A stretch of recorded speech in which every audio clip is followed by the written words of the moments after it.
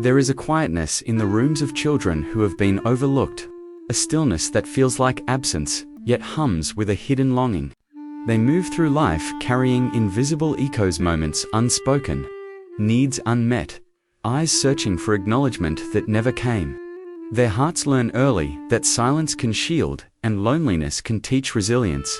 And yet, beneath the surface of this quiet survival, there are stories of longing, of inner worlds rich with imagination and fear, hope and confusion. To understand the neglected child is to see not just the absence, but the fragile, persistent presence of a life quietly asking to be seen. In the quiet corners of a home, in the spaces between spoken words, the child of neglect learns to move softly. Their footsteps are measured, as if each sound might disturb the invisible balance of attention. They smile when asked, laugh when encouraged, yet beneath the surface, a subtle ache persists. It is the ache of being overlooked, of wanting acknowledgement that rarely comes. These children develop a kind of emotional camouflage. They become adept at masking their needs, hiding their sadness, and performing contentment, because the world around them rarely responds to their silent signals. The neglected child often carries a duality within.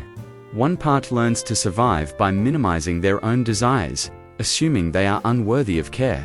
Another part, less visible even to themselves, yearns for recognition, for a touch, a word, a glance that says, "I see you." It is a longing that whispers through their actions, a tentative hand stretched out in hope, a quiet question in their eyes, or a sudden withdrawal when expectations of love go unmet. Recognition of hidden pain is not a dramatic revelation. It is subtle, layered, and often invisible to outsiders. Teachers, friends, even parents may notice flashes of sadness, moments of withdrawal, but rarely do they see the persistent undercurrent of unmet emotional needs. This invisibility shapes the child's self-perception. They learn to equate their worth with the attention they do not receive. They may internalize blame, believing that something within themselves is lacking, unlovable, or unimportant. Yet, this chapter of quiet struggle is not devoid of strength. The child's inner world, though fraught with uncertainty, becomes rich with imagination and self-reflection. They discover ways to soothe themselves, to navigate the emptiness, and to seek connection in subtle, creative forms. There is resilience woven into their silence, a capacity for empathy and observation that often exceeds their peers. To recognize this hidden pain is the first step toward understanding.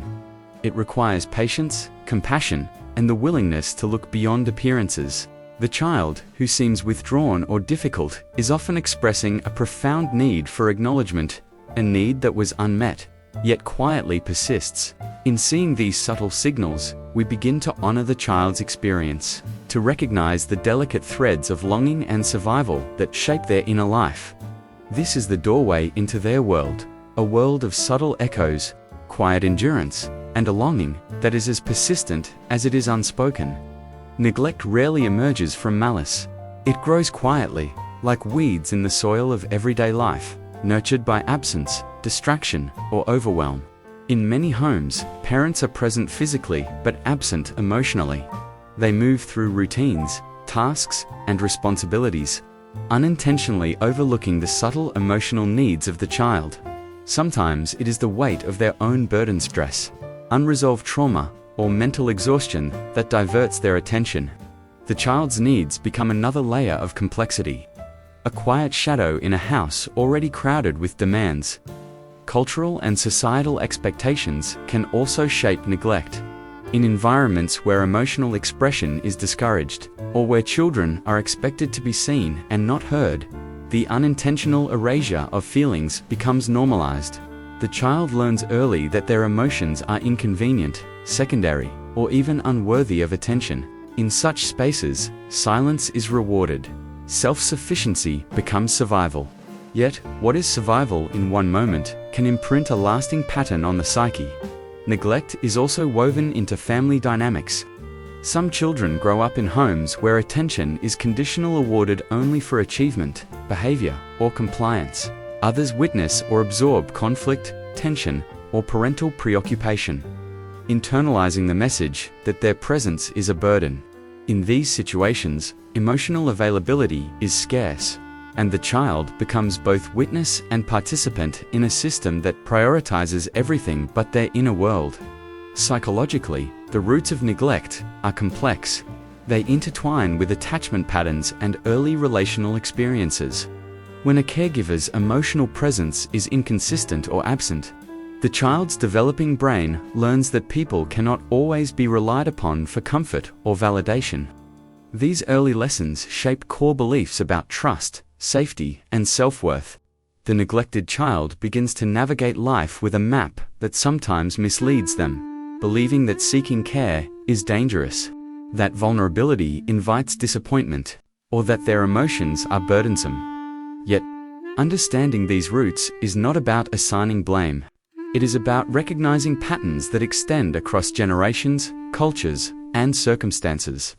The child's unmet needs are not their fault, nor are they always the result of conscious neglect. They are often the outcome of human limitations, societal pressures, and systemic invisibility. By tracing these origins, one begins to see how early experiences silently sculpt the emotional architecture of the child. Every overlooked glance, every absent response, every small neglect accumulates, shaping resilience, fear, and longing in equal measure. The roots of neglect, though hidden, explain much of the emotional landscape that the child carries into adolescence and adulthood. The mind of a neglected child is a landscape shaped by absence, uncertainty, and adaptation.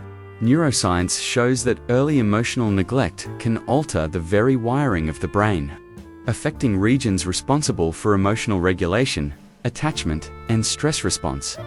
The amygdala, the sentinel of threat, may become hypervigilant, always scanning for danger, always anticipating the neglect that has already been experienced. Meanwhile, the prefrontal cortex, which governs impulse control and reflection, develops in the shadow of inconsistency, learning to navigate a world where emotional safety is uncertain. Attachment theory offers a window into this intricate inner world. When caregivers fail to respond reliably to a child's needs, the child develops patterns of anxious, avoidant, or disorganized attachment. They learn, often unconsciously, that expressing distress may not yield comfort, that seeking closeness may provoke rejection. In response, some children withdraw into themselves, creating a rich inner world as a refuge. Others become hyper-aware of others' moods, striving to anticipate needs, to earn the care they crave but seldom receive. Both paths are adaptive. They are survival strategies, but they carry emotional costs that can echo into adulthood. Neglect also affects emotional intelligence. Children who grow up without consistent acknowledgement of their feelings may struggle to recognize, label, or regulate emotions. They learn early that emotional expression can be dangerous or futile. Empathy may become heightened as they attune intensely to the moods of others. Yet self-empathy often remains underdeveloped. The mind becomes a delicate balancing act, attentive to the outside world while suppressing the self, always negotiating between desire for connection and fear of exposure. Memory, too, is colored by neglect. Experiences of omission, subtle rejection, or emotional invisibility may be encoded not as discrete events, but as a continuous emotional undercurrent. This creates a persistent sense of insecurity, a quiet narrative running beneath conscious awareness. I am unseen. I am unimportant. My needs do not matter. These internalized truths shape decisions, relationships, and self-perception, often without the child or later, the adult fully realizing their origin. Yet, understanding the psychological and neurological mechanisms of neglect is not a tale of inevitability. It illuminates how the child's mind adapts, how resilience emerges alongside vulnerability, and how insight into these patterns can later create space for healing. The neglected child's inner world is not broken. It is carefully constructed, a landscape of survival and subtle strength, awaiting recognition and compassionate understanding. Within the heart of a neglected child, a quiet tension exists, a push and pull between longing and self-protection. They desire connection, affection, and validation, Yet years of unmet needs have taught caution. To reach out is to risk disappointment. To show vulnerability is to risk being invisible again. This duality shapes an inner dialogue that is at once yearning and defensive, a constant negotiation between the part that hopes and the part that shields. Many neglected children develop self-blame as a form of resistance. They may tell themselves that their needs are too much, that their emotions are burdensome, or that love is conditional. This internal narrative acts as a buffer, a shield against further hurt, yet it also deepens the wounds. By believing they are unworthy, they create an illusion of control. If they are responsible for their own lack of care, then neglect feels less arbitrary, less painful. The mind protects itself, even as the heart aches. Coping mechanisms arise from this inner conflict. Some children become perfectionistic, overachieving to gain attention or approval they rarely receive naturally. Others withdraw, cultivating silence and self-sufficiency as armor. Still others oscillate between extremes, swinging from desperate attachment to defensive isolation. Each response is adaptive, a strategy crafted to navigate a world where emotional needs were inconsistently met. Yet these adaptations often carry hidden costs: anxiety, guilt, or difficulty forming trust. The resistance is not always conscious. Often, children are unaware of how deeply their early experiences shape their reactions.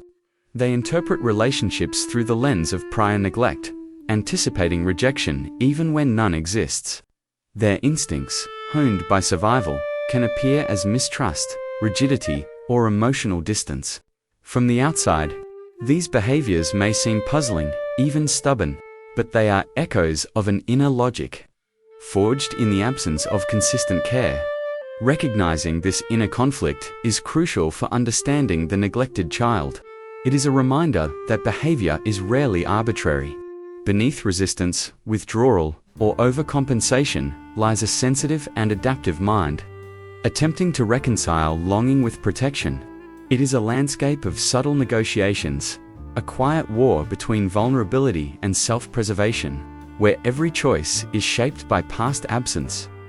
In observing this tension, one begins to see the complexity and depth of the neglected child's inner life. It is not a simple story of hurt or resilience, but a continuous interplay of fear, hope, and the delicate attempts to navigate a world that has often overlooked them. Even in the quietest lives, moments arise when the neglected child glimpses the patterns that have shaped them. These moments are rarely dramatic, they are often subtle, almost imperceptible shifts in awareness. A comment from a friend, a reflection in solitude, or the recognition of repeated relational struggles can illuminate the unseen threads of early neglect. In these realizations, the child begins to understand not just what happened to them, but how it has quietly influenced every choice, every emotion, every expectation of connection. That the awakening often brings both grief and clarity. Grief, because the absence, the overlooked moments, the unmet needs, cannot be undone. Clarity, because understanding these patterns allows for recognition rather than unconscious repetition. The neglected child may suddenly see the mechanisms of self-blame, the instinctive withdrawal, or the constant vigilance for approval. These behaviors are no longer mysterious. They are echoes of a formative environment, carefully learned survival strategies. Such moments can arrive in adolescence, when relationships begin to demand intimacy the child has never fully experienced. They may arise in adulthood, in therapy, or in the quiet reflection of life's challenges. Regardless of timing, the realization is often tinged with both sorrow and relief. The sorrow of seeing what was lost, the relief of finally naming it, of giving form to the invisible. It is the beginning of insight, the first recognition that the child's inner world has been shaped by absence rather than personal failure. These insights can ripple outward, affecting how the child, now perhaps a young adult, perceives themselves and others. They may recognize patterns of avoidance in relationships, or moments when they overextend themselves to gain approval. They begin to see that their instincts, once protective, may now limit intimacy and self-expression. Recognition transforms their internal dialogue, creating space to question old beliefs, to explore new ways of being. and to imagine a life not strictly defined by past neglect. Moments of realization are not a cure, but they are necessary ways. They allow the neglected child to move from unconscious survival toward conscious understanding. They mark the threshold between enduring the past and engaging with it, between being shaped by absence and learning to navigate the world with awareness. In these quiet awakenings, the child finds the first glimmers of agency, the ability to witness their own story with compassion, to acknowledge pain without being consumed by it, and to begin tracing a path toward a more integrated, conscious self. Healing for the neglected child is seldom sudden. It is a slow, deliberate process, unfolding in the quiet spaces where understanding meets compassion. The first step is often acknowledgement, recognizing that the absence, the overlooked moments, and the unmet needs were real, and that the child's responses were adaptive rather than flawed. This recognition does not erase the past, but it reframes it, transforming self-blame into clarity and self-awareness. Connection becomes central to healing. The neglected child learns that relationships can be different, that care can be consistent, attentive, and nurturing. These experiences may come from peers, mentors, or therapists who offer validation and presence without expectation or judgment.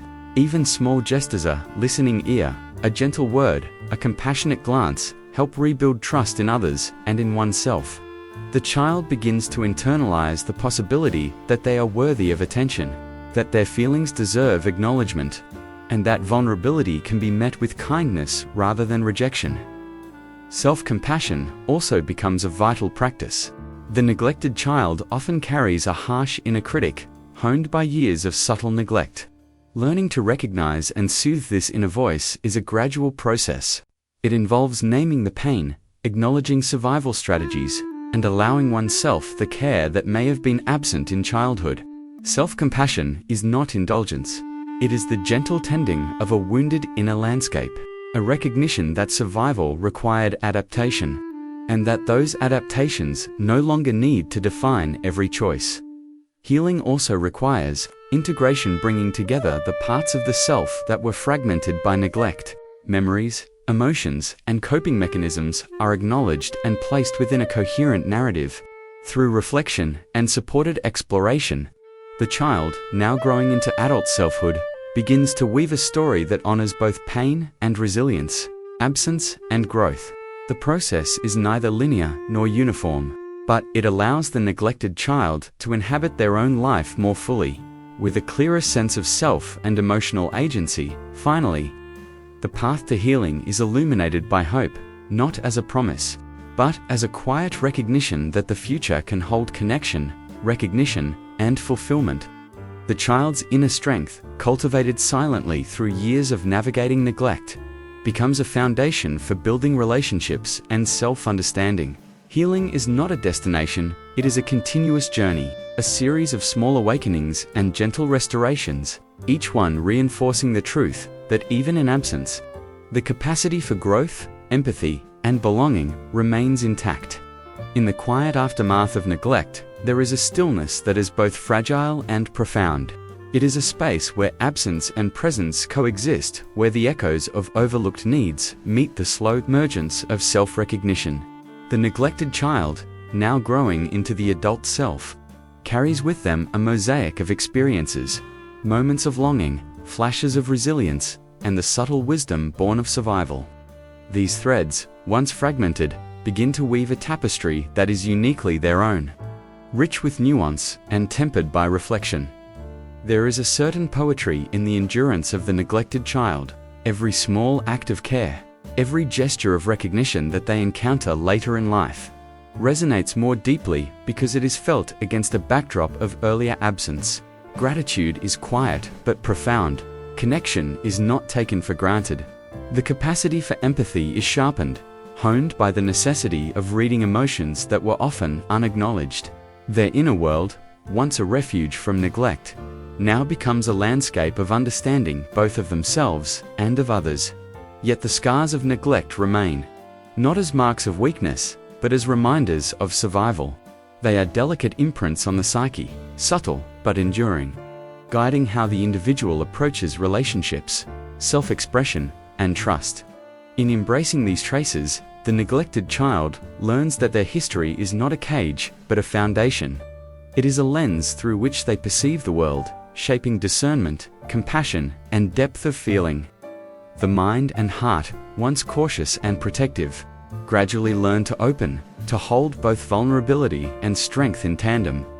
Reflection becomes a gentle practice, a way to honor the past while inhabiting the present. In silence, in memory, in small moments of recognition, the neglected child finds themselves seen sometimes by others, sometimes by their own compassionate gaze. They understand that their journey is neither defined by neglect nor limited by it. The quiet resilience that carried them through earlier years now carries them toward fuller presence, toward the possibility of belonging, and toward a deeper understanding of what it means to be human. In the end, the story of the neglected child is a testament to the human spirit. It is a narrative of endurance, of subtle courage, and of the tender, persistent yearning to be known. And in recognizing this, we see not just the absence that shaped them, but the profound, quiet presence that continues to emerge to life, aware and beautifully, irrevocably human.